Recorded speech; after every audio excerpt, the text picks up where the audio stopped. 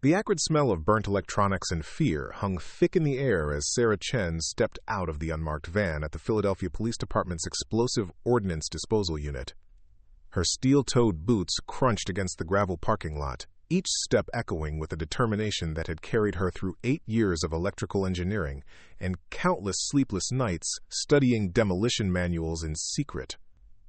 The imposing brick building before her looked more like a fortress than a workplace, its reinforced walls designed to contain the kind of destruction that most people never wanted to think about. Before we jump back in, tell us where you're tuning in from, and if this story touches you, make sure you're subscribed, because tomorrow, I've saved something extra special for you. Sarah clutched her application folder against her chest, the manila envelope slightly damp from her nervous palms despite the crisp October morning. Inside those pages lay her credentials from MIT, her master's thesis on advanced circuit analysis, and her volunteer firefighter certification from her small hometown in Pennsylvania. What the folder didn't contain was any mention of the hundreds of hours she'd spent in her grandfather's workshop, learning to dismantle everything from old radios to complex timing mechanisms under the watchful eye of a man who'd spent 30 years defusing unexploded ordnance in Vietnam. The rejection came swift and brutal, delivered with the casual cruelty that institutional bias often wears like a comfortable old sweater. Lieutenant Marcus Kovac, a thick-set man whose beer gut strained against his tactical vest, barely glanced at Sarah's qualifications before sliding the folder back across his scratched metal desk. His office walls were covered with photographs of successful bomb disposals, each image featuring the same cast of characters, a brotherhood of men who looked like they'd stepped out of an action movie recruitment poster. "Look, sweetheart," Kovac said, his Boston accent making the condescending endearment sound even more patronizing than intended. "I'm sure you're real smart with all those fancy degrees and whatnot, but this job requires a certain kind of physical presence. When you're staring down a pipe bomb in a crowded subway station, the last thing we need is someone who might freeze up or need help carrying the equipment." Sarah felt the familiar burn of dismissal rising in her throat, the same sensation she'd experienced countless times throughout her academic career, when professors had questioned her presence in advanced physics courses or suggested she might be more comfortable in the education track. But this time, the stakes felt infinitely higher. This wasn't about grades or recognition. This was about the calling that had been whispering in her ear since she was 12 years old, watching news footage of bomb technicians risking their lives to keep strangers safe. "Sir, with respect, my physical fitness scores exceed the minimum requirements by 15%, and my technical background in electronics and circuit analysis directly relates to modern explosive devices," Sarah replied, her voice steady despite the tremor of frustration building in her chest. "I've studied the field manuals, completed advanced courses in hazardous materials handling, and I understand the psychological demands of high-stress situations." Kovac's laugh was harsh and dismissive, the sound bouncing off the concrete walls like a ricocheting bullet. "Honey, reading about bombs in textbooks isn't the same as cutting the right wire when your hands are shaking and you've got 30 seconds before half a city block turns into a crater. This isn't some college experiment where you get a do-over if you mess up the calculations." Behind Kovac's desk, a bulletin board displayed the unit's roster. 12 names written in black marker on a white board that looked like it hadn't been updated in years. Not a single female name appeared on the list, a fact that seemed to fill Kovac with a particular kind of pride as his eyes followed Sarah's gaze to the board. "See that list? Those are the people who keep this city safe. Guys who've been doing this for years, who've earned their place through blood, sweat, and nerves of steel. We're not running some diversity program here, we're running a life-or-death operation where one mistake can kill innocent people. And frankly, someone your size couldn't even carry the blast suit if she had to." The blast suit comment stung particularly deep because Sarah knew it was demonstrably false. She'd researched the equipment specifications extensively and knew that the advanced suits used by modern EOD teams were significantly lighter than the cumbersome models from previous decades. But more than that, she understood that Kovac's objections had nothing to do with her actual capabilities and everything to do with his preconceived notions about who belonged in his exclusive club. Sarah stood slowly, gathering her folder with deliberate precision while maintaining eye contact with the lieutenant. "Thank you for your time, sir. I'll be reapplying next quarter with additional certifications." "Save yourself the paperwork," Kovac called after her as she headed for the door. "Some things just aren't meant for everyone, and that's not a bad thing. There's plenty of other ways to serve the community that might be more suited to your particular skill set." The words followed Sarah out of the building and into the parking lot, where she sat in her aging Honda Civic for 20 minutes, gripping the steering wheel until her knuckles turned white. The rejection wasn't just personal. It felt like a betrayal of everything her grandfather had taught her about service, duty, and the responsibility that came with having the skills to help others in their darkest moments.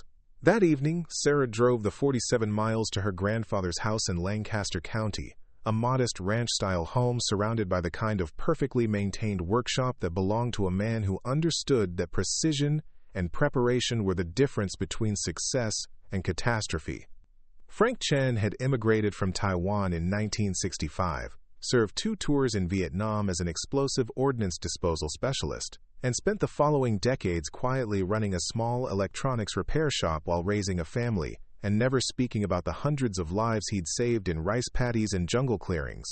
"They said I wasn't physically capable," Sarah told him as they sat in his workshop, surrounded by the controlled chaos of partially disassembled devices that served as both his hobby and his way of staying sharp. "Said I didn't have the right presence for high-stress situations."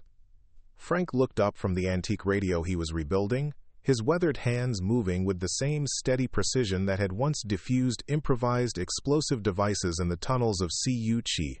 At 78, he still moved like a man who understood that hasty movements could mean the difference between going home to dinner and never going home at all. "Your grandmother was 5 feet tall and 90 pounds soaking wet," he said quietly, his accent still carrying traces of his childhood in Taipei despite 5 decades in Pennsylvania. "But when the Viet Cong tried to overrun our fire base at Da Nang, she was the one coordinating medical evacuations under mortar fire." Size has nothing to do with courage, and courage has nothing to do with gender. It has everything to do with preparation, and the willingness to do what needs to be done when others won't or can't. He set down his soldering iron and turned to face his granddaughter fully, his dark eyes carrying the weight of experiences that had shaped him into the man who'd raised her after her parents died in a car accident when she was 14. "The question isn't whether they think you're capable. The question is whether you're willing to prove them wrong, even if it takes longer than you hoped and requires more sacrifice than you planned." Over the following months, Sarah threw herself into preparation with the methodical intensity that her grandfather had instilled in her since childhood. She enrolled in advanced, tactical training courses at a private security firm, spending her weekends learning to operate in full protective gear until wearing the heavy equipment felt as natural as putting on a winter coat. She studied every publicly available case study of explosive incidents, memorizing the technical specifications of common improvised devices and the decision-making processes that had led to successful resolutions. Most importantly, she continued her unofficial apprenticeship in Frank's workshop, where he'd been teaching her the delicate art of understanding explosive devices since she was old enough to hold a screwdriver steady. Under his patient guidance, she learned to read the subtle signs that revealed an amateur's work from a professional's, to spot the telltale modifications that indicated specific political or religious motivations, and to develop the kind of intuitive understanding of electronics that couldn't be taught in any classroom. "Bombs are conversations," Frank would tell her as they worked side by side on increasingly complex training devices. "The person who built it is trying to tell you something about their intentions, their capabilities, their psychology. Your job isn't just to make it safe. It's to understand what they were trying to say and use that knowledge to protect other people from the same threat." The second rejection came 6 months later, this time delivered by Kovac's assistant, a younger officer named Detective Ray Murphy, who seemed genuinely uncomfortable with the message he'd been asked to deliver. Sarah had returned with additional certifications in hazardous materials handling, advanced first aid, and tactical communications, along with glowing recommendations from her instructors who had been impressed by her technical knowledge and unflappable demeanor under pressure. "Look, Chen, off the record, your qualifications are solid," Murphy said, glancing nervously toward Kovac's closed office door. "Better than solid, actually. But the lieutenant has concerns about unit cohesion and the kind of distractions that come with integrating female personnel into high-stress operations. He's worried about romantic complications, favoritism, that kind of thing." Sarah felt a familiar surge of frustration, but this time it was tempered by a growing understanding of the systemic nature of the obstacles she faced. This wasn't about her individual qualifications or capabilities. It was about an institutional culture that had spent decades defining itself in opposition to change, wrapping its resistance to progress in the language of operational necessity and public safety. Detective Murphy, are you saying that the male officers in your unit lack the professionalism to work alongside female colleagues without creating romantic complications or favoritism issues? Sarah asked, her voice carrying just enough edge to make Murphy shift uncomfortably in his chair.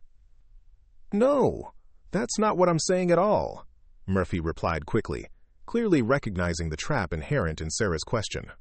It's just that this is a very tight-knit unit, and the lieutenant believes that maintaining that chemistry is essential to operational effectiveness.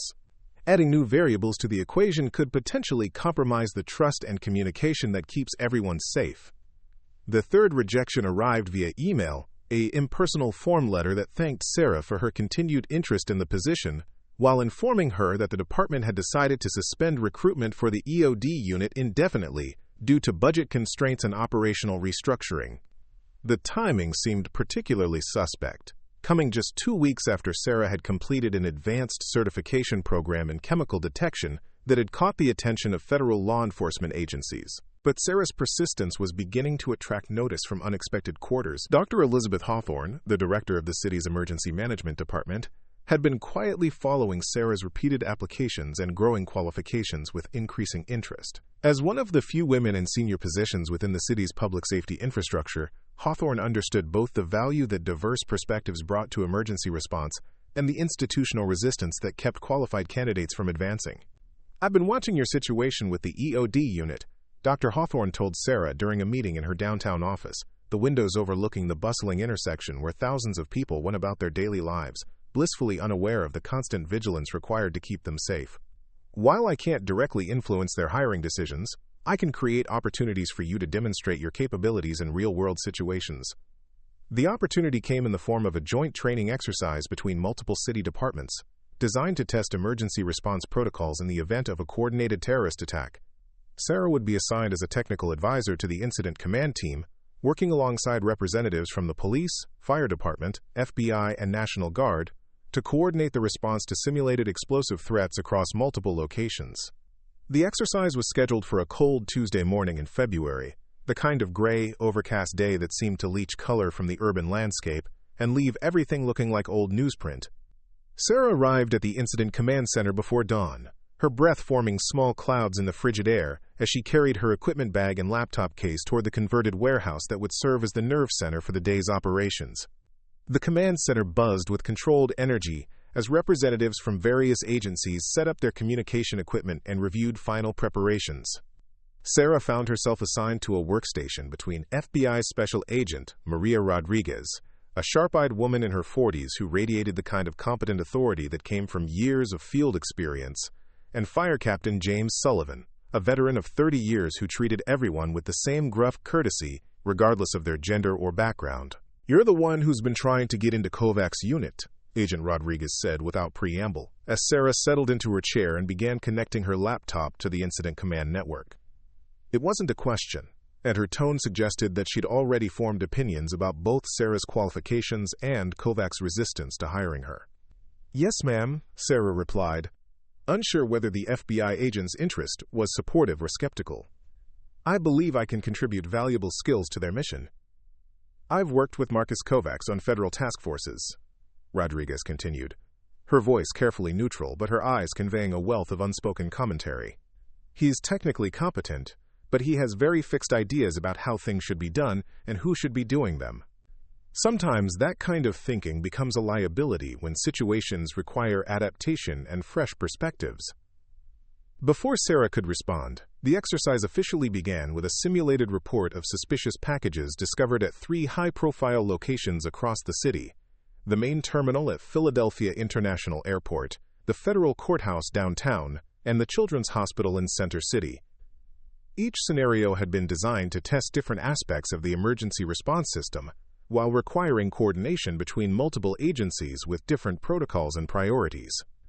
Sarah's role was to analyze the technical specifications of each simulated device based on photographs and field reports, then provide recommendations for safe disposal procedures while helping coordinate the overall response. It was exactly the kind of work she'd been training for, requiring the combination of technical expertise, clear communication, and calm decision-making under pressure that defined effective bomb disposal operations. The first scenario unfolded smoothly, with Sarah quickly identifying the simulated device at the airport as a relatively simple pipe bomb that could be safely neutralized using standard protocols.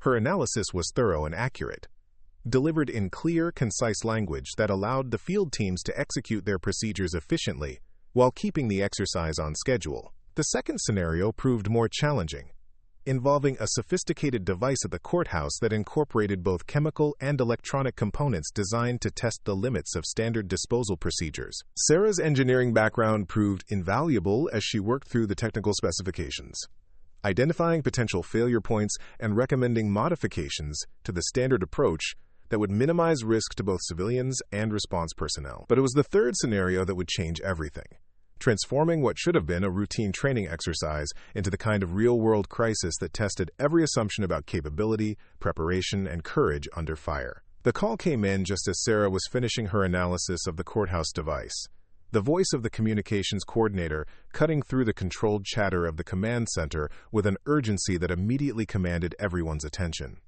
All units, we have a real-world incident. Repeat, this is not a drill. Report of a suspicious package at Lincoln Elementary School, approximately 6 blocks from the Children's Hospital scenario location. Initial reports suggest a possible explosive device in the main hallway. School is in session with approximately 400 students and staff on site. The transformation in the command center was immediate and electric, as the controlled simulation environment gave way to the sharp focus and heightened tension of an actual emergency. Preparing and narrating this story took us a lot of time, so if you are enjoying it, subscribe to our channel. It means a lot to us. Now, back to the story. Sarah felt her training kick in automatically, her mind shifting into the analytical mode that her grandfather had taught her to cultivate during high-stress situations. This was no longer about proving herself in a controlled environment. This was about the kind of real-world scenario that defined the difference between academic preparation and operational readiness. Lieutenant Kovac's voice crackled over the radio from his position at the Children's Hospital, his usual confidence replaced by a note of genuine concern. Command, we're fully committed to the hospital scenario. Both of my available technicians are suiting up for entry, and we don't have personnel available for immediate deployment to the school. Request backup from federal resources or neighboring jurisdictions. Agent Rodriguez looked at her watch, then at the tactical display showing the locations of all available resources. Nearest federal EOD team is 45 minutes out, minimum. State police unit is responding, but they're dealing with a highway incident and won't be available for at least an hour. The silence that followed was pregnant with implications that everyone in the command center understood, but no one wanted to voice. 400 children and staff members were potentially sitting on top of an explosive device, and the standard protocols that governed emergency response were failing to provide a timely solution. In situations like this, when institutional procedures collided with immediate human need, someone had to make the kind of decision that defined both careers and consciences. Dr. Hawthorne turned to look at Sarah, her expression grave but determined. Chen, you've been studying this field for years and training for exactly this kind of situation. I know you don't have official certification from the department, but you have the technical knowledge and the analytical skills. Are you prepared to provide technical support for this operation? Sarah felt her grandfather's voice echoing in her memory, the lessons about service and responsibility that had shaped her understanding of what it meant to use specialized knowledge for the protection of others. This wasn't about proving herself to Lieutenant Kovac or breaking through institutional barriers. This was about 400 people who needed help, and a system that was failing to provide it. Yes, ma'am, Sarah replied, her voice steady and clear despite the adrenaline beginning to course through her system. I'm ready. The drive to Lincoln Elementary took 8 minutes through city streets that had been cleared by patrol units, Sarah riding in the passenger seat of Agent Rodriguez's black SUV while reviewing the initial photographs from the scene on her tablet. The device appeared to be sophisticated, certainly beyond the capabilities of typical amateur bomb makers, with multiple components that suggested either professional training or access to specialized materials. Talk to me about what you're seeing, Rodriguez said as she navigated through the emergency vehicle convoy heading toward the school. Her tone was businesslike but supportive, the voice of someone who understood that expertise came in many forms, and that crisis situations often revealed capabilities that normal circumstances kept hidden. Based on the photographs, we're looking at a device with both timer and remote detonation capabilities, Sarah replied, her engineering training allowing her to parse the visual information with increasing confidence. The construction suggests someone with advanced technical knowledge, possibly military or industrial background. But there are some anomalies in the wiring pattern that might indicate modification or adaptation of standard designs. As they approached the school, Sarah could see the controlled chaos of an emergency response in full swing. Police units had established a perimeter 3 blocks in all directions. Fire trucks stood ready with specialized equipment, and ambulances waited in staging areas while paramedics prepared for multiple potential casualty scenarios. But missing from the scene were the distinctive vehicles and equipment of the bomb disposal unit, the specialized tools and protective gear that would normally be the first line of defense against this kind of threat. The school building itself looked deceptively normal from the outside, a 3-story brick structure that had been educating children for over 70 years. But Sarah knew that inside those walls, hundreds of people were depending on decisions that would be made in the next few minutes, by people who were operating outside the normal parameters of their training and experience.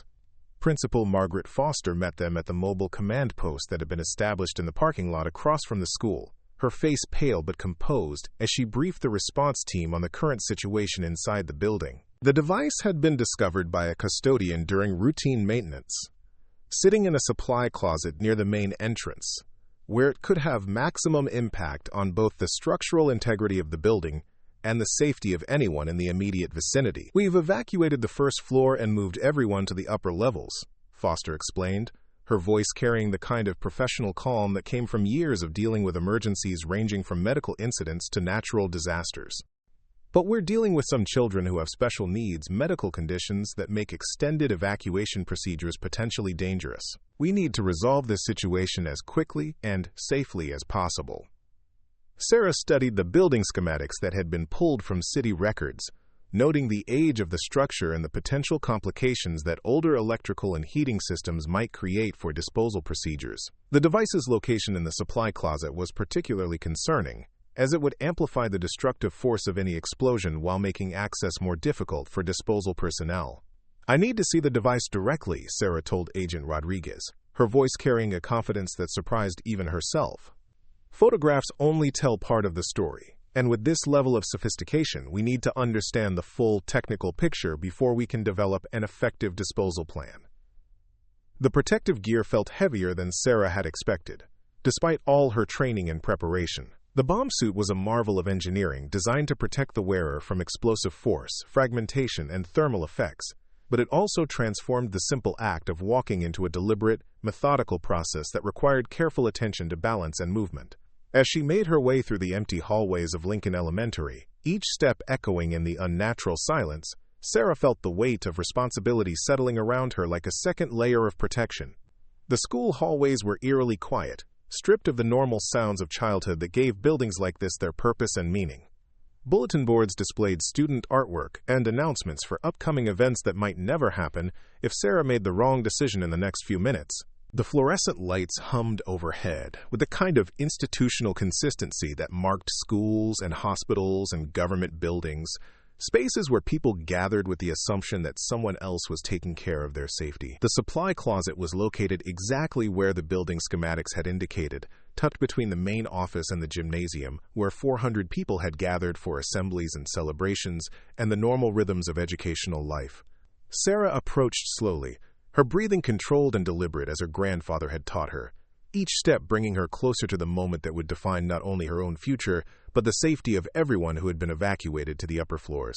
The device itself was more sophisticated than the photographs had suggested, a complex assembly of electronic components, chemical containers, and mechanical triggers that spoke to a level of expertise that went far beyond typical improvised explosives. Sarah recognized elements of both military and industrial design, suggesting that whoever had built this device had access to specialized materials and training that placed them in a very small category of potential suspects.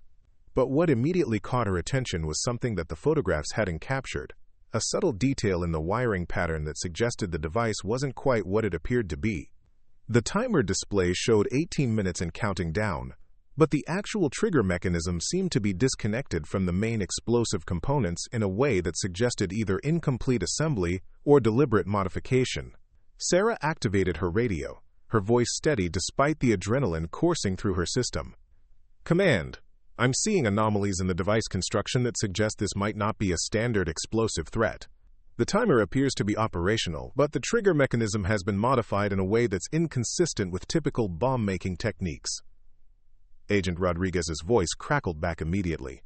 "Can you describe the modifications? Are we looking at a hoax device or something more sophisticated?" "Negative on the hoax assessment," Sarah replied, her trained eye picking out details that confirmed the presence of genuine explosive materials. "There are definitely active components here that could cause significant damage, but the modification pattern suggests either incomplete assembly or intentional design changes that I need to analyze further." As Sarah studied the device more closely, a pattern began to emerge that made her blood run cold. This wasn't just a bomb designed to cause maximum casualties. It was a test, a challenge specifically designed to expose the limitations of standard disposal procedures. The modifications weren't accidental or the result of incomplete training. They were deliberate adaptations that would confuse typical bomb disposal protocols and potentially lead to catastrophic mistakes by technicians following standard procedures. The timer continued its relentless countdown, now showing 15 minutes and 37 seconds. But Sarah was beginning to understand that the real threat wasn't the explosive device itself. It was the possibility that whoever had built this device had anticipated exactly the kind of response that was currently unfolding, including the deployment of technicians who would approach the problem using conventional wisdom and established protocols. "Command, I need you to contact Lieutenant Kovac immediately," Sarah said, her voice carrying a new urgency as the implications of her analysis became clear. "This device has been specifically designed to counter standard EOD procedures. Whoever built this understands our protocols and has created a scenario that could trap conventional disposal attempts." The response from Kovac came faster than Sarah had expected, his voice tight with stress and professional concern. "Chen, what exactly are you seeing there?" "My teams are dealing with a sophisticated device here at the hospital, and we don't have time for theoretical analysis." "Lieutenant, I believe we're dealing with coordinated attacks designed to test and exploit weaknesses in our emergency response capabilities," Sarah replied, her engineering background helping her see patterns that might not be immediately obvious to someone focused on traditional disposal techniques. "The device here isn't just meant to explode. It's meant to confuse and delay our response while creating maximum psychological impact." The silence that followed lasted long enough for Sarah to wonder if her radio had malfunctioned, but when Kovac's voice returned, it carried a grudging note of respect that hadn't been there before.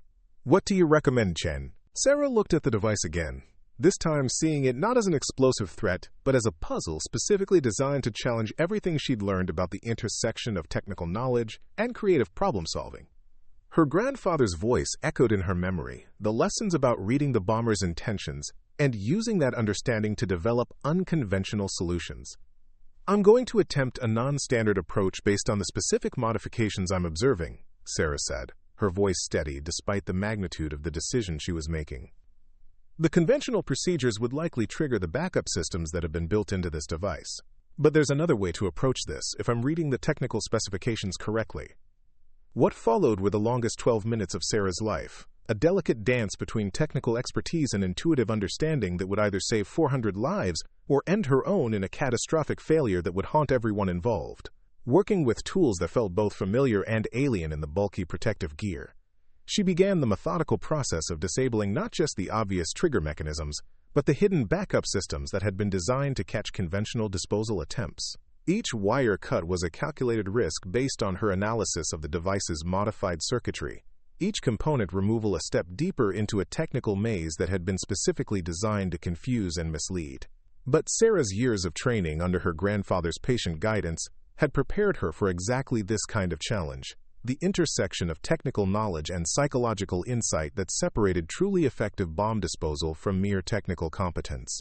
The timer reached 0 with Sarah's hands still working inside the device, her grandfather's lessons about backup timing systems proving accurate as the primary display went dark, but the device remained active. For 30 seconds that felt like 30 minutes. She continued working with the hidden trigger mechanisms that conventional protocols would never have anticipated, following her analysis of the bomber's psychology rather than the established procedures that had been designed for more straightforward threats. When the final component was safely disconnected and the device rendered completely inert, Sarah's legs almost gave out beneath her as the adrenaline that had been sustaining her suddenly gave way to the overwhelming relief of survival. Her radio crackled with voices from the command center, but for a moment, all she could hear was her grandfather's voice telling her that courage wasn't the absence of fear, but the willingness to do what needed to be done despite the fear. "Device is safe," she finally managed to say into her radio, her voice carrying across the emergency frequencies to every unit involved in the response. "Repeat, device is completely neutralized. Building is clear for re-entry." The aftermath unfolded with the controlled chaos that marked the end of any major emergency response, as hundreds of children and staff were safely evacuated from the building while forensic teams moved in to process the crime scene and begin the investigation that would ultimately lead to the arrest of a disgruntled former military explosive specialist who had been planning coordinated attacks for months. But for Sarah, the most meaningful moment came when Lieutenant Kovac approached her as she was removing the protective gear in the equipment staging area, his expression carrying a mixture of professional respect and personal humility that marked a fundamental shift in his understanding of what made an effective bomb disposal technician. "Chen," he said, extending his hand in a gesture that carried more weight than any formal commendation, "I owe you an apology. Multiple apologies, actually. What you did in there today, that wasn't just technical competence. That was the kind of thinking outside the box that saves lives when conventional approaches fail." Sarah accepted his handshake, feeling the calloused grip of someone who had spent years doing dangerous work in service of public safety. "Thank you, Lieutenant. I hope this demonstrates that effective bomb disposal requires diversity of thought and approach, not just adherence to established protocols." "It demonstrates a hell of a lot more than that," Kovac replied, his voice carrying the kind of conviction that comes from having personal assumptions challenged by undeniable reality. "It demonstrates that I've been wrong about what makes someone qualified for this work, and that my resistance to change has been a disservice to both the unit and the people we're supposed to protect." The formal offer came 3 days later, delivered not as a grudging concession to political pressure, but as an enthusiastic recruitment of someone whose capabilities had been proven under the most demanding circumstances possible. Sarah's first day as an official member of the EOD unit was marked not by the hazing or skepticism that often greeted new team members, but by a genuine eagerness to learn from someone who had demonstrated the ability to see problems from angles that conventional training might never reveal. Over the following months, Sarah's influence on the unit extended far beyond her individual contributions to specific operations. Her engineering background brought new analytical frameworks to threat assessment, while her experience as an outsider trying to break into an insular profession gave her unique insights into the value of diverse perspectives in high-stakes decision-making environments. The training protocols that Sarah helped develop became models for bomb disposal units across the country, emphasizing the importance of technical innovation and creative problem-solving alongside traditional mechanical skills. Her approach to device analysis, which incorporated elements of psychology and behavioral assessment alongside engineering principles, proved particularly valuable in dealing with the increasingly sophisticated threats posed by both domestic and international terrorist organizations. But perhaps most importantly, Sarah's presence in the unit began to attract other qualified candidates who had previously been discouraged by the profession's reputation for exclusivity and resistance to change. Women, minorities, and individuals from non-traditional backgrounds began to see bomb disposal as a field where their unique perspectives and capabilities would be valued rather than merely tolerated.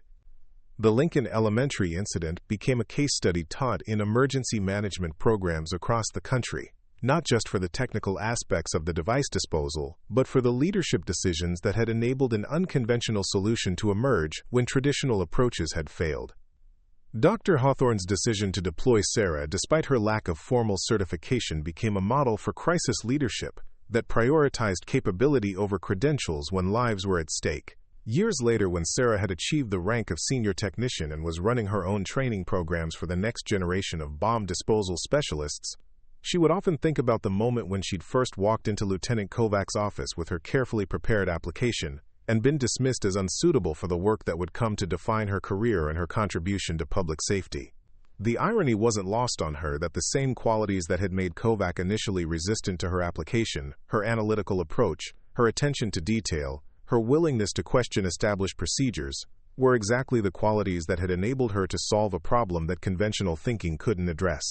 The device at Lincoln Elementary had been specifically designed to exploit the limitations of traditional bomb disposal thinking, and it had taken someone with a fundamentally different perspective to recognize and counter those exploitations. Sarah's grandfather lived to see her promotion to unit supervisor, his pride evident in the way he insisted on displaying her commendations alongside his own military decorations in the workshop where he'd first taught her that technical skill without wisdom was just sophisticated ignorance. He understood better than anyone the long journey that had brought her from rejection to recognition, and the personal cost that came with being the first to break through barriers that had seemed insurmountable. "You did more than prove them wrong," he told her during one of their regular visits to his workshop, his weathered hands still steady as he worked on the electronic projects that kept his mind sharp and his skills current. "You proved that excellence comes in many forms, and that the best solutions often come from the people who see problems differently because they've had to fight for the right to see them at all." The legacy of that February morning at Lincoln Elementary continued to ripple through the bomb disposal community for years to come, inspiring changes in recruitment, training, and operational procedures that made units more effective and more representative of the communities they served. Sarah's story became part of the folklore of the profession, told to new recruits as an example of how technical expertise, personal courage, and the willingness to challenge conventional wisdom could combine to save lives when the stakes were highest. But for Sarah herself, the most meaningful legacy was the knowledge that she had finally found her place in the world, doing work that mattered with people who respected her capabilities and valued her contributions. Every device she analyzed, every crisis she helped resolve, every student she trained carried forward the lessons of that day when a woman who had been repeatedly told she didn't belong had proven that belonging was something you earned through performance, not something you were granted through permission. The bomb that had been designed to test the limits of conventional thinking had instead revealed the power of unconventional solutions, and in doing so, it had opened doors that would benefit countless others who would follow in Sarah's footsteps. Sometimes the most dangerous explosives were the ones that blew up the assumptions people made about who could do what and why. In the end, Sarah Chen had done more than defuse a bomb. She had diffused a culture of exclusion and built something better in its place, proving that true security came not from keeping people out, but from bringing the right people in and giving them the opportunity to show what they could accomplish when their talents were finally recognized and valued. The simple woman who had been rejected from the bomb squad had become the woman who redefined what the bomb squad could be, and in doing so, had made everyone safer. The transformation in Lieutenant Kovac's expression was so complete that Sarah wondered if she was looking at the same man who had dismissed her application with such casual cruelty just 8 months earlier. Standing in the equipment bay of the EOD unit, still wearing the protective gear that had shielded her during the most harrowing 30 minutes of her life, she watched as decades of institutional prejudice crumbled in the face of undeniable evidence that competence had nothing to do with gender or physical appearance. "Chen, I need you to understand something," Kovac said, his voice carrying a weight that spoke to more than just professional acknowledgement. "What happened at that school today, that wasn't just good police work. That was the kind of thinking that separates technicians from true specialists. The kind of analytical approach that we've been missing in this unit for longer than I care to admit." The other members of the EOD team had gathered around the equipment staging area, their faces reflecting a mixture of curiosity and respect that marked a fundamental shift in the social dynamics that had defined the unit for years. Detective Murphy stood nearest to Sarah, his earlier discomfort with delivering rejection messages replaced by genuine admiration for someone who had performed under pressure in ways that exceeded everyone's expectations. "How did you know to ignore the primary timer display?" asked Sergeant Bill Kowalski, a 15-year veteran whose expertise in mechanical disarmament had made him the unit's go-to specialist for older devices. "Standard protocol would have focused on that countdown, but you seem to understand immediately that it was a misdirection." Sarah carefully removed her helmet, her hair damp with perspiration despite the controlled environment of the protective suit. The question touched on something that went beyond technical training, reaching into the intuitive understanding that her grandfather had spent years helping her develop through patient practice and careful observation. "The wiring pattern around the timer was too clean, too obvious," she explained, her voice steady despite the adrenaline still coursing through her system. "When someone with advanced technical knowledge builds a device, they don't make the timing mechanism the most visible component unless they want you to focus on it. The real trigger was hidden in what appeared to be a backup power supply, but the current flow patterns were all wrong for that function. Agent Rodriguez, who had remained at the scene to coordinate with federal investigators, approached the group with a tablet displaying preliminary analysis from the forensics team. The bomb maker was definitely military-trained, probably Army EOD, based on the component selection and assembly techniques. But someone with that background would know exactly how our standard procedures would approach this kind of device. Which means he was counting on us to follow the playbook, Kovac said, his voice carrying the kind of grim realization that came with understanding how close they had come to a catastrophic failure. If we had deployed standard disposal techniques, the backup triggers would have activated the moment we started working on the primary timer mechanism. The implications of that statement settled over the group like a cold fog, as everyone present understood that conventional approaches would have resulted in not only Sarah's death, but potentially the destruction of a significant portion of the elementary school. The bomber hadn't just been trying to cause casualties, he had been specifically targeting the emergency response infrastructure, trying to create a scenario that would shake public confidence in the authorities' ability to protect them. Dr. Hawthorne arrived at the staging area as the team was beginning to process the psychological dimensions of what they had encountered, her expression reflecting both relief at the successful resolution and concern about the broader implications for emergency preparedness. As the director of emergency management, she understood better than most how close they had come to a disaster that would have reverberated through every aspect of the city's public safety infrastructure. "Sarah, I need you to walk me through your decision-making process," Dr. Hawthorne said, her tone carrying the authority of someone who would need to brief city officials and federal agencies about how the crisis had been resolved. "This incident is going to trigger reviews at every level of government, and we need to understand exactly what enabled you to succeed where conventional approaches would have failed." Over the next 2 hours, Sarah found herself at the center of an intensive debriefing process that involved not only local law enforcement but federal agents, military specialists, and academic experts in explosives and terrorism. The Lincoln Elementary device was being analyzed as part of a broader pattern of attacks that had been designed to test and exploit weaknesses in emergency response protocols across multiple cities. The sophistication level indicates either extensive military training or access to current EOD procedures, explained Colonel Patricia Hayes, a senior Army explosives specialist who had been flown in from Fort Belvoir to assist with the federal investigation. Whoever built this device understands not just how bombs work, but how bomb disposal teams think and operate. The revelation that the attack was part of a coordinated campaign targeting emergency responders added a new dimension to Sarah's role in resolving the crisis. She hadn't just prevented a single tragedy, she had potentially disrupted a broader strategy aimed at undermining public confidence in the government's ability to protect its citizens from terrorist threats. But for Sarah, the most significant development was the immediate change in her professional status within the EOD unit. The formal job offer that Kovac presented to her 3 days later wasn't a grudging concession to political pressure or public relations concerns. It was an urgent recruitment of someone whose capabilities had been proven under circumstances that couldn't be disputed or minimized. "I'm not just offering you a position," Kovac told her during a meeting in his office that felt dramatically different from their first encounter 8 months earlier. "I'm asking you to help me rebuild this unit from the ground up, incorporating the kind of analytical approaches that you demonstrated at the school. We've been operating on assumptions that nearly got people killed, and we need fresh thinking to make sure that never happens again." The office that had once felt hostile and unwelcoming now seemed filled with possibility, the walls lined with commendations and photographs that would soon include Sarah's contributions alongside those of her new colleagues. The roster board that had once symbolized exclusion would be updated to include her name, marking not just her personal achievement, but a fundamental shift in the unit's approach to recruitment and capability development. Sarah's first official day with the EOD unit began before dawn on a cold Monday morning in March, the kind of crisp, clear day that made the city look like a postcard, while hiding the constant potential for danger that lurked beneath the surface of normal urban life.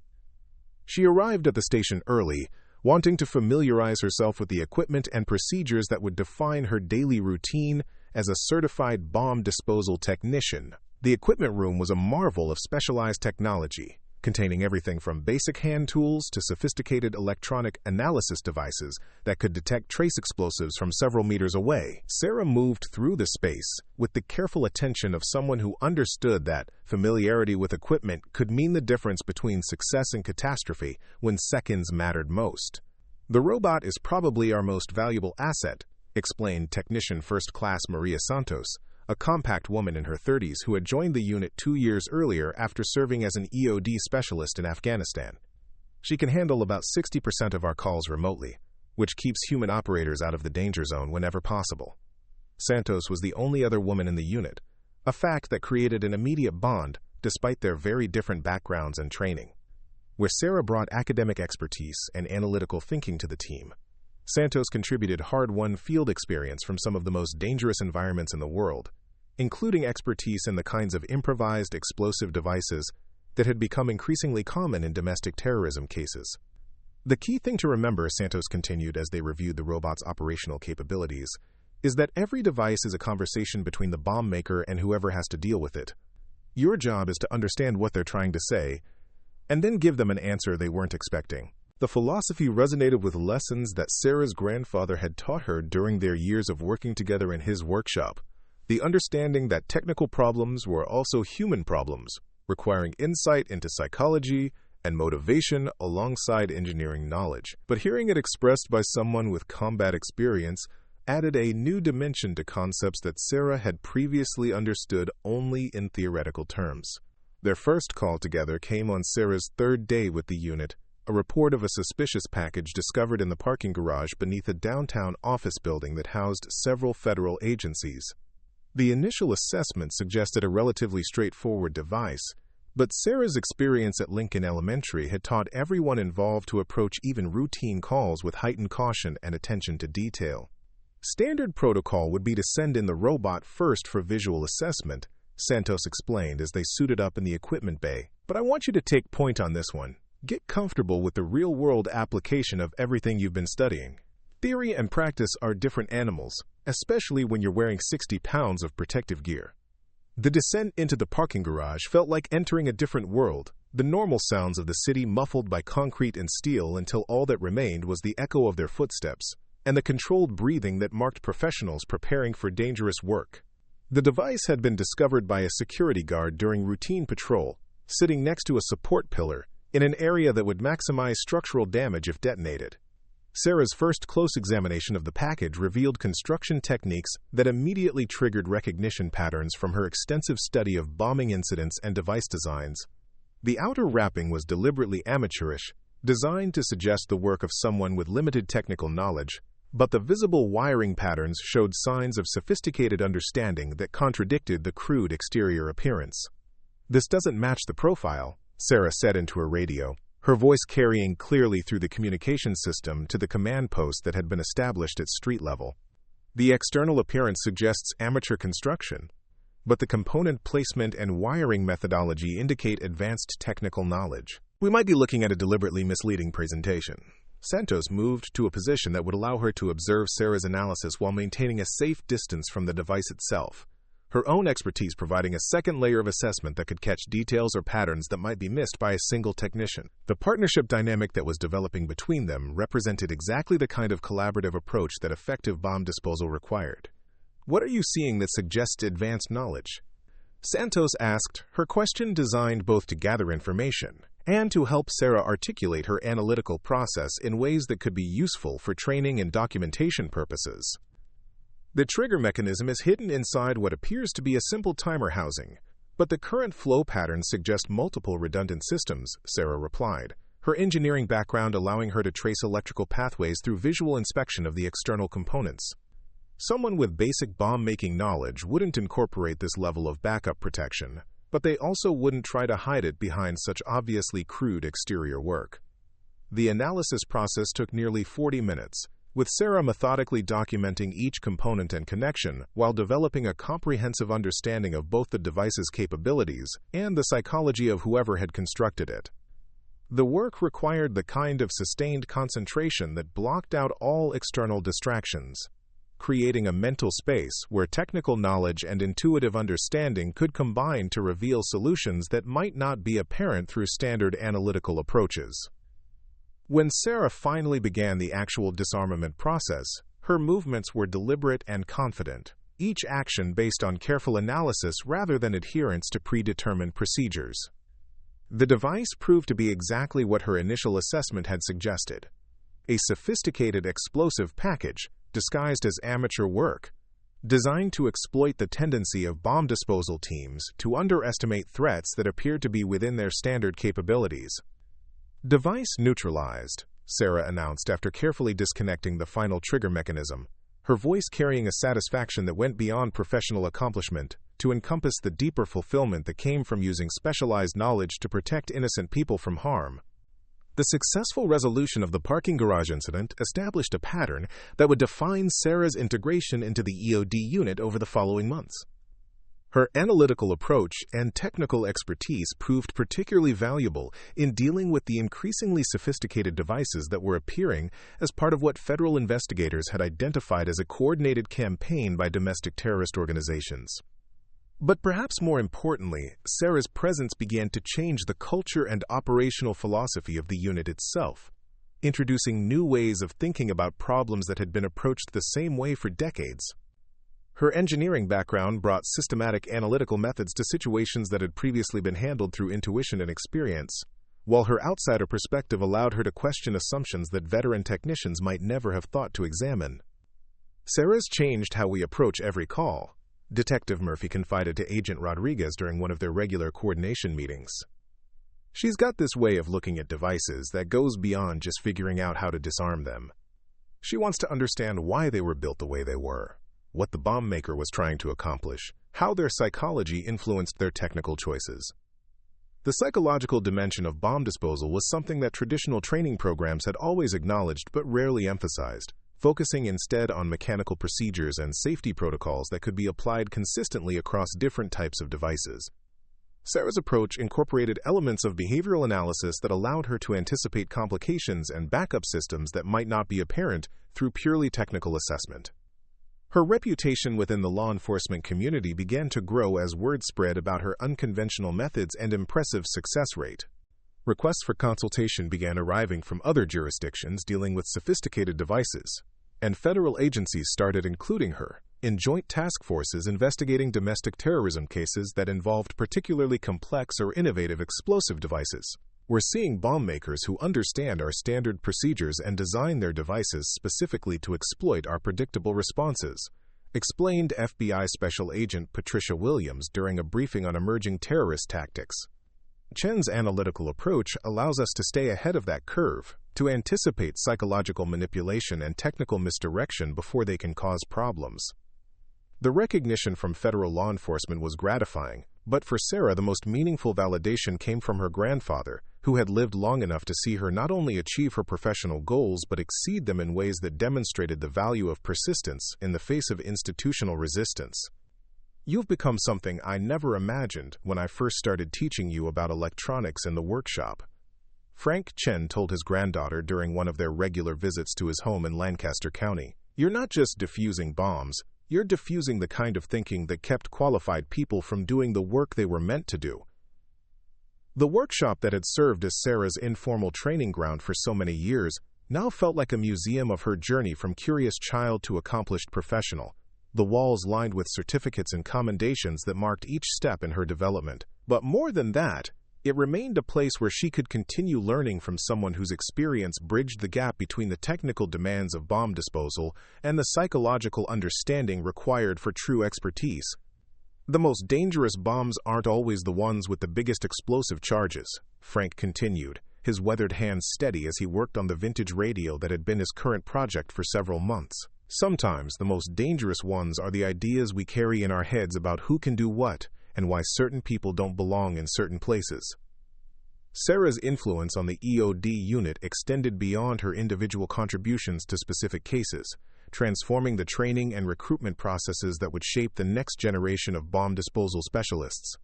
Working with Lieutenant Kovac and Dr. Hawthorne, she helped develop new protocols that emphasized analytical thinking and psychological assessment, alongside traditional mechanical skills. The training program that emerged from their collaboration became a model for law enforcement agencies across the country, incorporating elements of engineering analysis, behavioral psychology, and creative problem-solving that prepared technicians for the increasingly sophisticated threats they were likely to encounter. The curriculum emphasized the importance of questioning assumptions and approaching each device as a unique challenge requiring fresh thinking rather than routine application of established procedures. "We're not just training people to follow procedures anymore," Sarah explained to a group of new recruits during one of her first formal training sessions. "We're teaching you to think like the people who build these devices, to understand their motivations and capabilities, and to use that understanding to develop solutions that they won't anticipate." The recruits represented a more diverse group than the EOD unit had ever seen before, including women, minorities, and individuals from non-traditional backgrounds who brought different perspectives and analytical approaches to the challenges of bomb disposal. Sarah's success had opened doors for others who might previously have been discouraged from pursuing careers in explosive ordnance disposal, creating a pipeline of talent that strengthened the entire profession. Among the new recruits was Jennifer Walsh, a recent graduate from Carnegie Mellon with a degree in robotics engineering who had been inspired by Sarah's story to consider a career in law enforcement. Walsh brought expertise in automated systems and artificial intelligence that would prove invaluable as bomb makers increasingly incorporated electronic countermeasures and remote detonation capabilities into their devices. "I never would have considered this field if I hadn't read about what Sarah accomplished at Lincoln Elementary," Walsh told reporters during a feature story about changing demographics in law enforcement. She proved that technical innovation and analytical thinking were just as important as traditional police skills.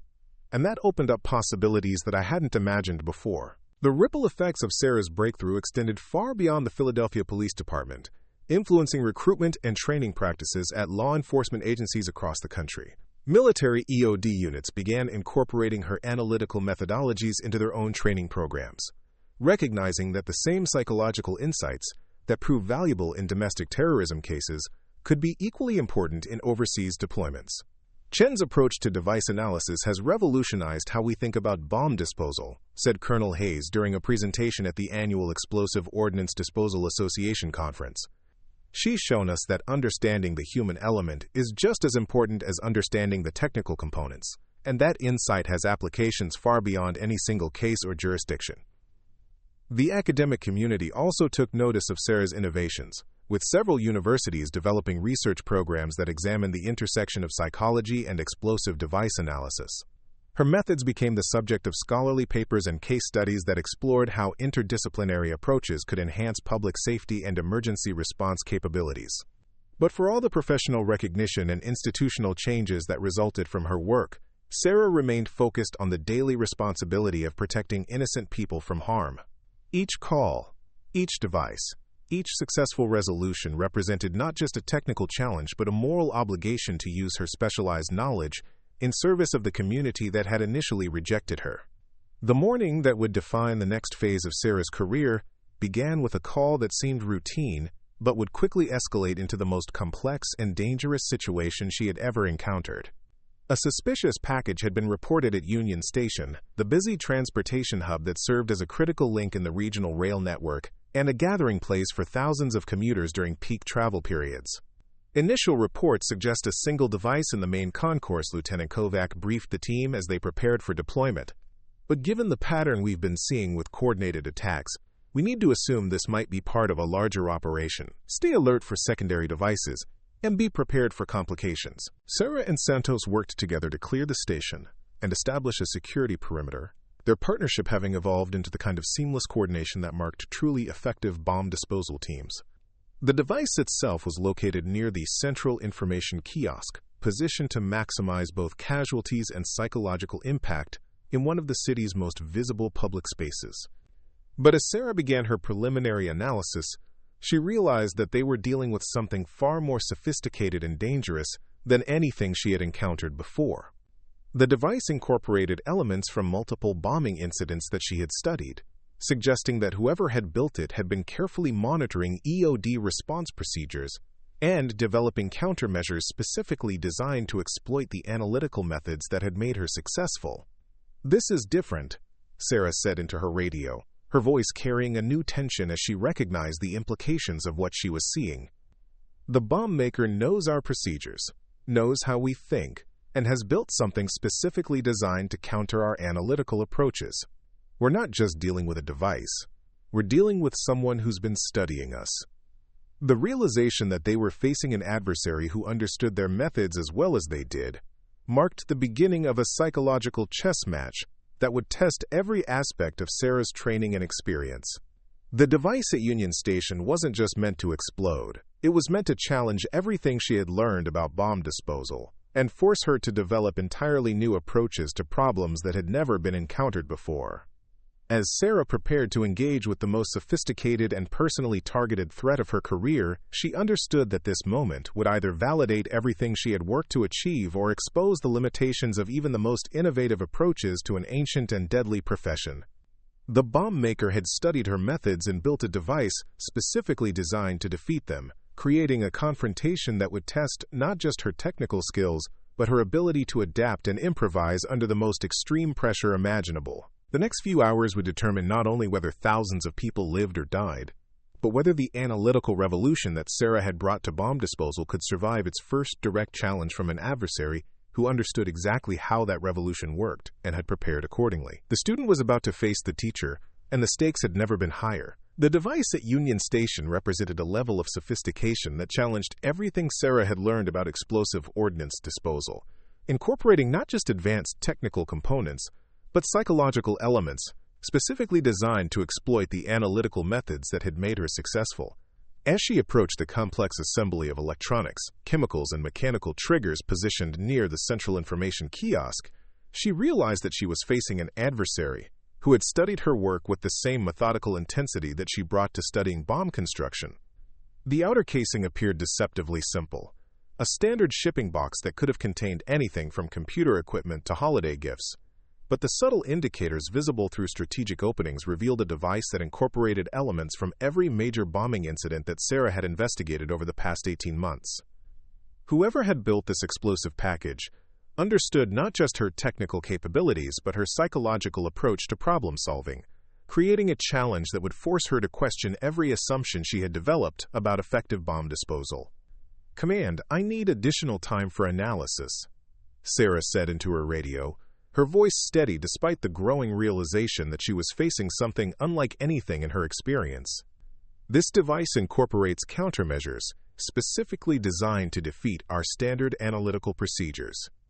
The bomb maker has been studying our methods and has built something that anticipates our response patterns. Lieutenant Kovac's voice crackled back immediately, carrying the weight of responsibility for both Sarah's safety and the thousands of people whose lives depended on the successful resolution of this crisis. "How much time do you need, Chen?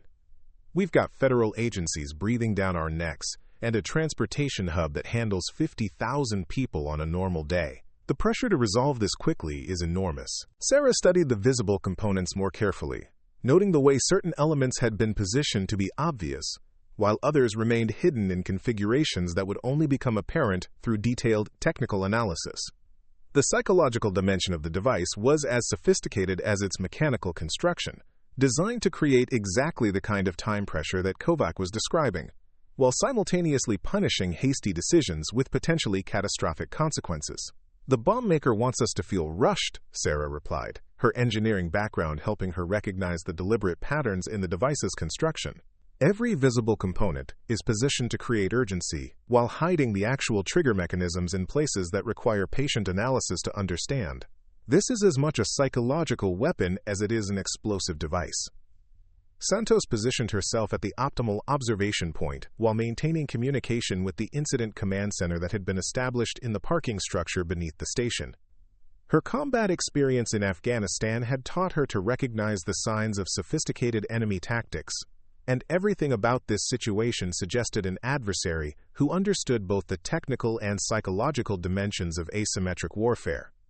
"Sarah, I'm seeing similarities to devices we encountered in Kandahar," Santos said, her voice carrying the kind of professional concern that came from recognizing patterns that had previously led to casualties.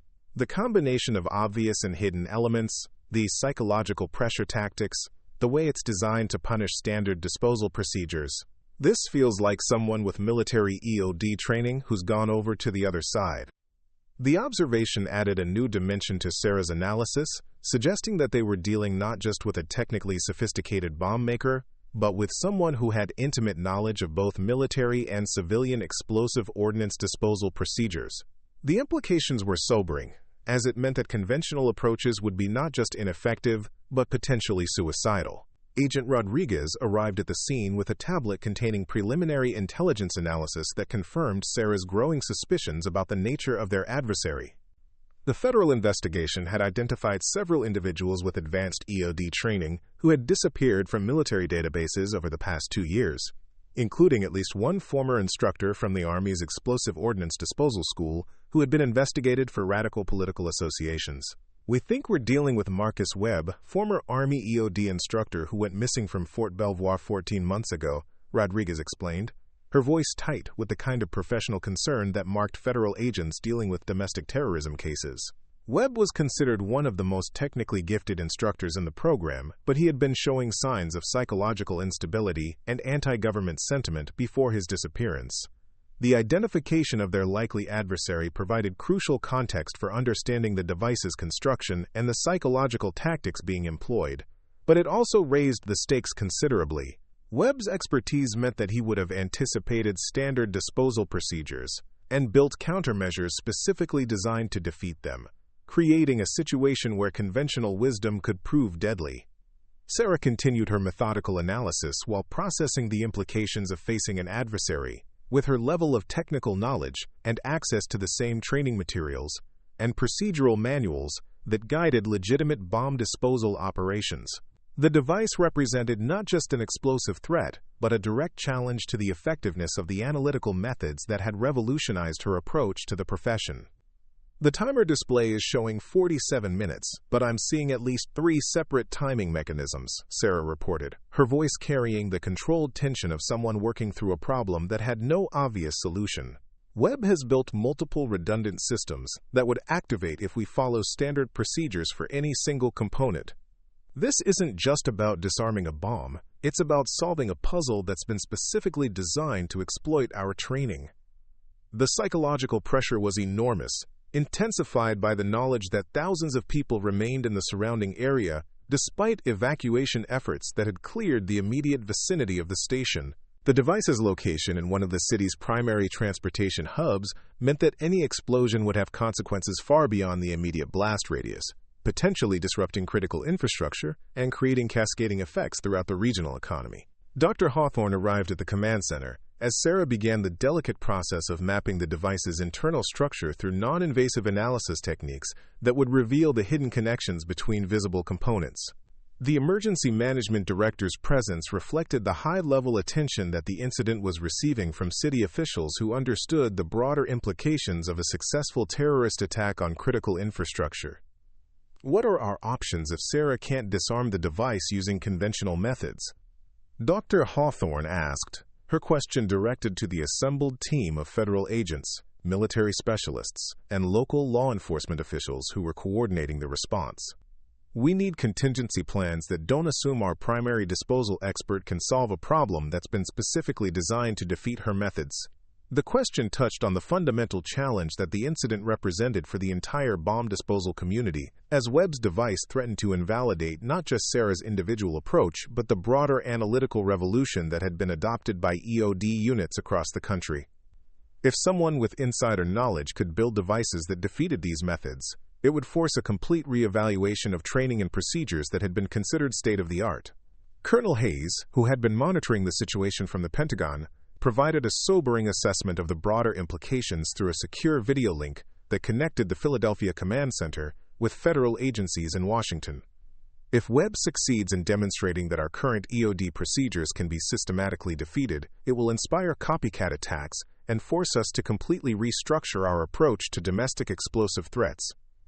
Sarah blocked out the discussions of broader implications and political consequences, focusing instead on the immediate technical challenge that would determine whether those consequences ever materialized. The device before her represented the culmination of everything she had learned about the intersection of psychology and explosive technology, but it also demanded that she transcend those lessons and develop entirely new approaches to problems that had never been encountered before. Working with infinite care and methodical precision, Sarah began to trace the electrical pathways that connected the device's visible components to the hidden trigger mechanisms that Webb had concealed throughout the assembly. The work required not just technical expertise, but the kind of intuitive understanding that her grandfather had spent years helping her develop through patient practice with increasingly complex electronic puzzles. "I'm seeing a pattern that doesn't match standard bomb construction," Sarah said into her radio, her voice carrying a new confidence as her analysis began to reveal the psychological assumptions that Webb had built into his device. "He's constructed this to defeat someone following my published methods, but he's made assumptions about how I think that might not be accurate. There's an approach that he hasn't anticipated because it requires abandoning everything we've been taught about systematic analysis." The realization marked a turning point in Sarah's understanding of both the device and her own capabilities, as she recognized that defeating Webb's challenge would require her to evolve beyond the methods that had made her successful and develop an entirely new approach to explosive ordnance disposal. The device wasn't just testing her current knowledge, it was forcing her to become something more than she had been before. Santos, monitoring from her observation position, could see the subtle change in Sarah's body language that indicated a shift from analytical uncertainty to focused determination. "What are you seeing that we're missing? Your whole approach just changed, and I need to understand what you're thinking in case we need to modify our support procedures."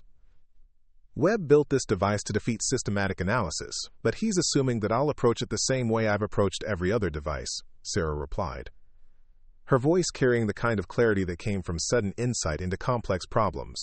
"He knows my published methods, but he doesn't know how I think when I abandon those methods and trust pure intuition informed by experience." That's the blind spot in his psychological profile. The approach that Sarah was contemplating represented a departure from everything she had been taught about safe bomb disposal procedures, relying instead on the kind of intuitive understanding that her grandfather had always insisted was more important than technical knowledge. It meant abandoning the systematic analysis that had made her reputation, and trusting instead in lessons that couldn't be taught in classrooms or training manuals. "Command, I'm going to attempt a non-standard approach that abandons our established procedures," Sarah announced, her voice carrying the weight of someone making a decision that would either save thousands of lives or end her own. "Webb has anticipated our systematic methods, but there's another way to approach this that requires trusting intuition over analysis. I need everyone to understand that this is completely outside our normal protocols." Lieutenant Kovac's response came after a pause that seemed to stretch for minutes but actually lasted only seconds, his voice carrying the kind of professional trust that marked truly effective leadership under extreme pressure. "Sarah, you've earned the right to make that call. Whatever approach you think gives us the best chance of success, you have my complete support and authorization to proceed." The authorization freed Sarah from the procedural constraints that might have prevented her from using the unconventional methods that the situation demanded. But it also placed the full weight of responsibility squarely on her shoulders. Every decision from this point forward would be hers alone, based on insights and understanding that couldn't be validated through consultation with manuals or experts. Working with movements that were simultaneously deliberate and intuitive, Sarah began to engage with the device using approaches that had never been documented in any training program or technical manual. Instead of systematic analysis of individual components, she focused on understanding the overall psychological architecture that Webb had built into his design, looking for the emotional and intellectual blind spots that every bomb maker unconsciously incorporated into their work. "He's proud of this sophistication," Sarah murmured, partly to herself and partly to the radio audience who were following her every word. "Webb built this to showcase his technical knowledge and to prove that he could defeat the methods that made me successful. But pride creates vulnerabilities, and technical sophistication often masks fundamental psychological weaknesses." The insight guided Sarah toward components that Webb had designed to be impressive rather than merely functional, elements of the device that served his need for recognition as much as they served the explosive purpose. These were the areas where his psychological needs had potentially compromised his technical judgment, creating opportunities for approaches that he hadn't anticipated because they weren't based on systematic analysis.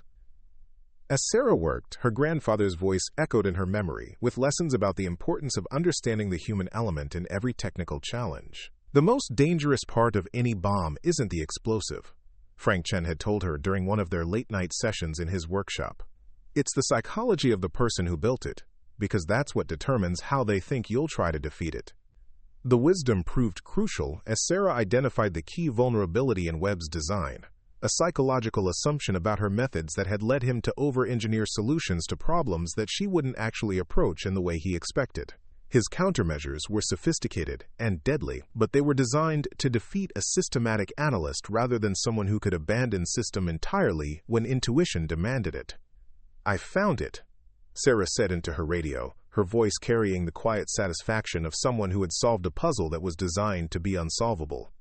Webb built multiple countermeasures to defeat systematic analysis, but he left a pathway that can only be accessed by abandoning analysis entirely and trusting pure intuitive understanding of the device's psychological architecture.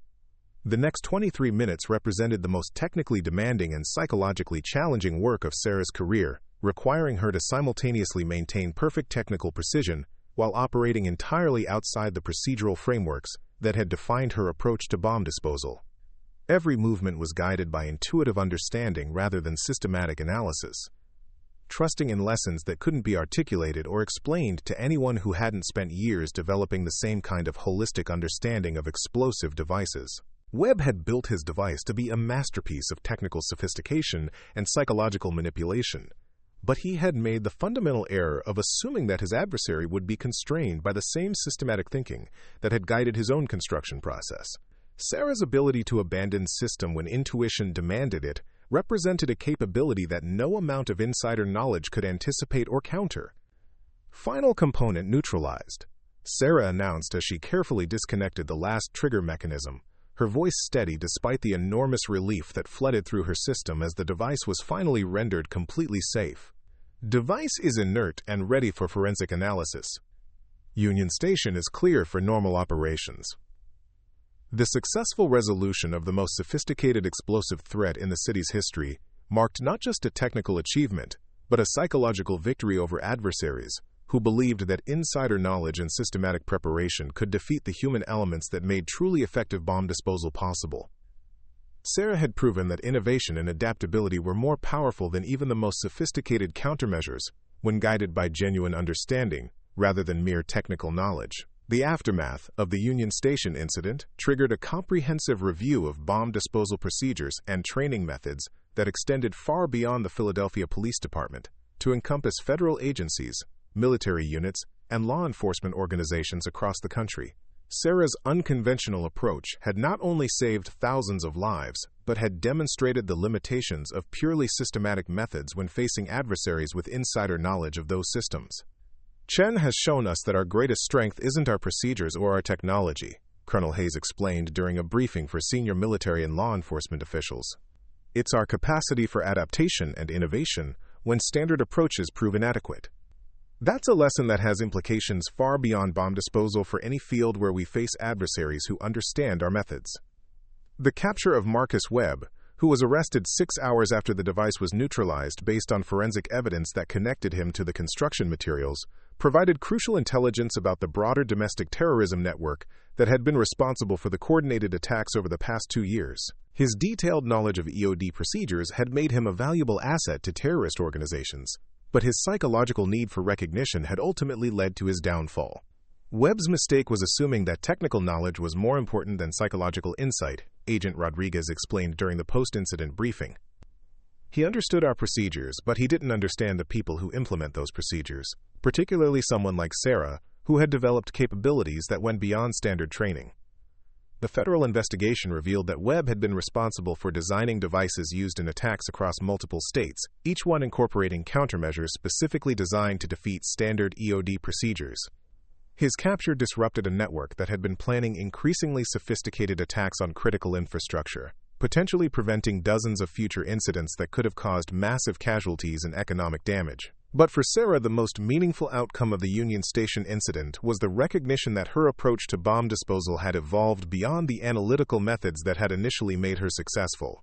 She had developed the ability to transcend systematic thinking when situations demanded it, trusting in intuitive understanding that couldn't be taught in classrooms or codified in procedural manuals. "You've become something that I don't think even you fully understand yet," her grandfather told her during one of their visits to his workshop following the incident.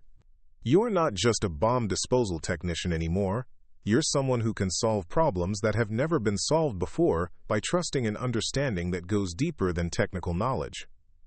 The observation proved prescient as Sarah's role within the EOD community continued to evolve in ways that extended far beyond individual technical expertise.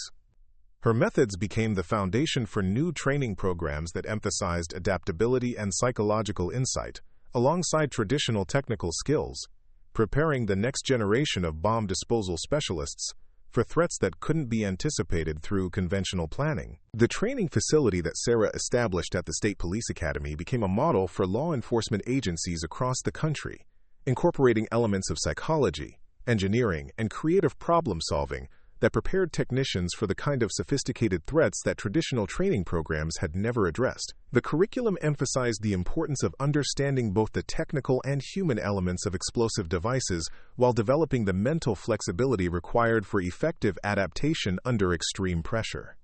"We're not just teaching people to follow procedures anymore," Sarah explained to a gathering of international law enforcement officials who had come to study her methods. "We're teaching them to understand the psychology of bomb makers, to recognize when standard approaches won't work, and to develop new solutions when conventional wisdom proves inadequate." The international attention that Sarah's work attracted led to consulting opportunities with law enforcement agencies around the world, as countries facing their own domestic terrorism challenges sought to incorporate her analytical methods into their own EOD training programs. Her approach proved particularly valuable in environments where terrorist organizations had insider knowledge of standard procedures, requiring the kind of adaptive thinking that could stay ahead of adversaries who understood conventional methods. Jennifer Walsh, who had completed her training and joined the Philadelphia EOD unit as Sarah's protégé, represented the first generation of technicians who had been trained from the beginning to think beyond systematic analysis when situations demanded it. Her robotics background, combined with Sarah's psychological insights, created new possibilities for remote analysis and disposal that reduced risks to human technicians while maintaining the adaptive capabilities that made Sarah's methods effective.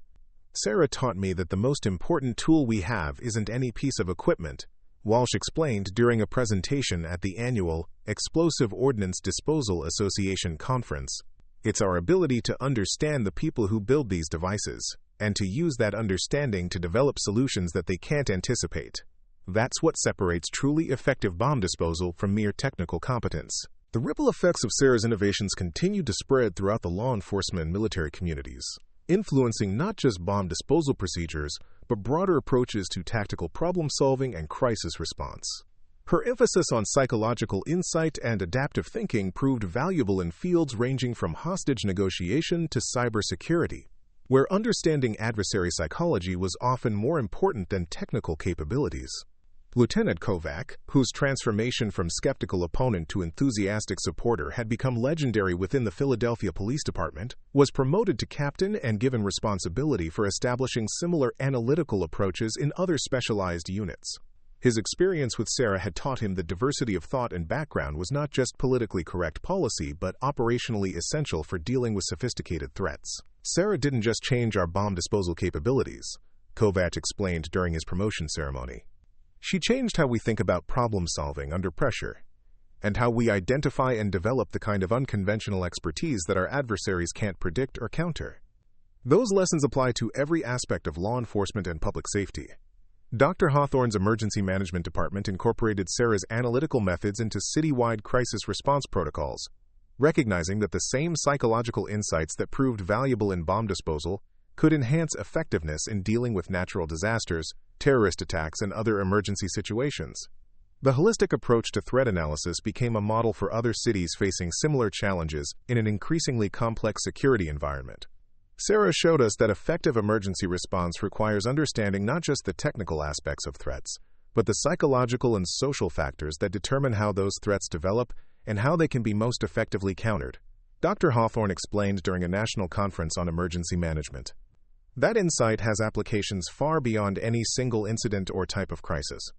The academic community also embraced Sarah's innovations, with several universities establishing research programs that examined the intersection of psychology and technical problem-solving in high-stress environments. Her methods became the subject of scholarly analysis that explored how interdisciplinary approaches could enhance performance in fields where conventional expertise proved inadequate. The long-term impact of Sarah's work extended beyond immediate operational improvements to encompass fundamental changes in how the bomb disposal community thought about training, recruitment, and professional development. Her success had demonstrated that the most effective technicians were not necessarily those with the most traditional backgrounds or conventional training, but those who could bring fresh perspectives and adaptive thinking to challenges that had never been encountered before. Years later, when Sarah had achieved the rank of director and was overseeing EOD operations for the entire Mid-Atlantic region, she would often reflect on the journey that had brought her from rejection and dismissal to recognition as one of the most innovative practitioners in her field. The transformation had required not just personal persistence, but a willingness to challenge institutional assumptions and develop new approaches to problems that conventional wisdom couldn't solve. The memorial wall in her office displayed photographs and commendations from hundreds of successful operations, each one representing lives saved and communities protected through the application of analytical methods that had evolved far beyond their original conception. But the image that held the most meaning for Sarah was a simple snapshot of her grandfather in his workshop, his weathered hands steady, as he worked on the electronic projects that had first introduced her to the possibility that technical knowledge could be used to protect innocent people from harm. He understood something that I'm still learning, Sarah would tell new recruits during their orientation sessions. Technical expertise is just the foundation. True effectiveness comes from understanding the human elements that drive both the problems we face and the solutions we develop. That understanding can't be taught from textbooks. It has to be earned through experience and cultivated through constant attention to the psychological dimensions of our work. The influence of Sarah's grandfather's wisdom continued to guide her approach to training and mentorship as she worked to develop the next generation of bomb disposal specialists who would face threats that couldn't yet be imagined. Her methods emphasized the importance of maintaining curiosity and flexibility, of being willing to abandon established procedures when situations demanded innovation, and of never losing sight of the human lives that depended on their technical expertise. The training facility that bore Frank Chen's name became a pilgrimage site for EOD specialists from around the world, a place where traditional technical training was combined with psychological insight and creative problem-solving to produce technicians who could adapt to any threat. The curriculum continued to evolve as new challenges emerged, but the fundamental principles that Sarah had learned in her grandfather's workshop remained constant: preparation, precision, and the willingness to trust intuitive understanding when systematic analysis proved inadequate. Every device is a conversation, Sarah would remind her students, echoing lessons that had been passed down through generations of practitioners who understood that bomb disposal was as much about psychology as technology. Your job is to understand what the bomb maker is trying to say and then give them an answer they weren't expecting. That requires not just technical knowledge, but genuine insight into the human motivations that drive both creation and destruction. The legacy of the simple woman who had been rejected from the bomb squad continued to inspire new generations of specialists who understood that true expertise came not from following established procedures, but from developing the wisdom to know when those procedures were inadequate and the courage to forge new paths when lives depended on innovation. Sarah Chen had proven that the most dangerous explosives were often the assumptions people made about who could do what and why, and in diffusing those assumptions, she had made everyone safer. The story of her journey from rejection to recognition became part of the folklore of the profession, told to new recruits as an example of how persistence, preparation, and the willingness to think differently could overcome institutional barriers and create new possibilities for protecting innocent people from harm. But more than inspiration, her example provided practical guidance for anyone facing similar challenges, demonstrating that true change required not just individual excellence, but the courage to challenge systems that excluded qualified people for irrelevant reasons. In the end, Sarah Chen had done more than master the technical aspects of explosive ordnance disposal. She had revolutionized how the profession thought about expertise, training, and the human elements that determine success or failure under extreme pressure. Her methods continued to evolve and spread, creating a new generation of practitioners who understood that the most sophisticated threats required not just technical knowledge, but the psychological insight and adaptive thinking that could stay ahead of adversaries who understood conventional approaches. The woman who had been told she didn't belong had redefined what belonging meant, proving that true security came not from excluding people, but from including the right people and giving them the opportunity to contribute their unique perspectives and capabilities to challenges that conventional thinking couldn't solve. Her legacy lived on in every life saved, every threat neutralized, and every barrier broken by those who followed in her footsteps, knowing that expertise came in many forms, and that the most valuable insights often came from those who had to fight for the right to be heard. Up next, you've got 2 more standout stories right on your screen. If this one hit the mark, you won't want to pass these up. Just click and check them out.